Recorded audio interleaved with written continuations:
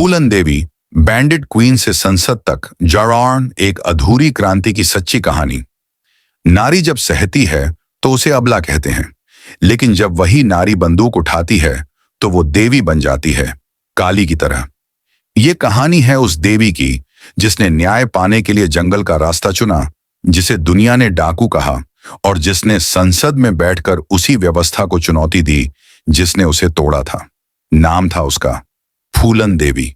साल 1963 उत्तर प्रदेश के एक छोटे से गांव घूरा का पुरवा में एक मल्लाह परिवार में जन्मी फूलन।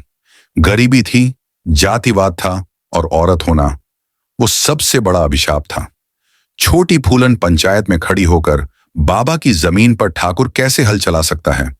नीच जात की लौंडियां, जुबान बहुत चलती हैं। ये लड़की अगर जिंदा रही तो सिर पर सवार हो जाएगी। 11 साल की उम्र में फूलन को ब्याह दिया गया एक 30 साल के मर्द से। नाम था पुत्तीलाल। पहली रात ही उसके जिस्म पर हक जमाया गया, बिना उसकी उम्र देखे, बिना उसकी रजामंदी जाने। कुछ हफ्तों बाद फूलन मायके लौट आई, पर अब गांव की जुबानों पर था सिर्फ एक नाम, बदचलन फूलन।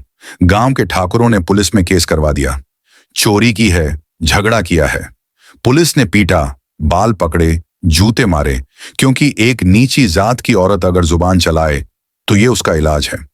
फिर जब ठाकुरों ने फूलन को अगवा किया, बहमई गांव में उसे 20 से ज्यादा लोगों ने बार बार बलात्कार किया। 3 हफ्ते नंगी करके पूरे गांव में घुमाया गया। ये फूलन की दूसरी मौत थी, पर असली जन्म भी।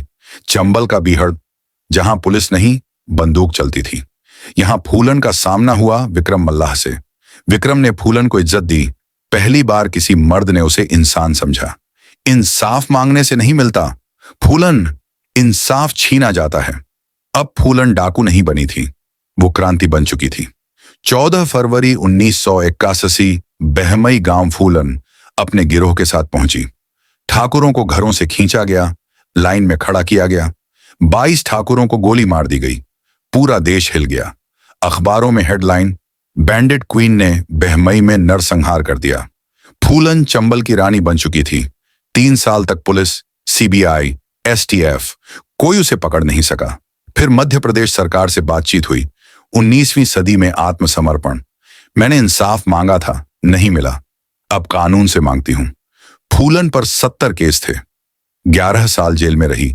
1994 में रिहा हुई। 1996 में मिर्जापुर से सांसद चुनी गई। वही फूलन जिसे कभी अपराधी कहा गया, अब संसद में दलितों की आवाज थी। हत्यारा था शेर सिंह राणा। वजह, मैंने ठाकुरों का बदला लिया। राणा जेल से भाग गया, नेपाल गया। हिंदू गौरव के नाम पर पूजा करवाता रहा। फूलन देवी मर गई, लेकिन एक सवाल छोड़ गई। क्या न्याय सिर्फ ऊंची जात, अमीर और मर्दों का हक है?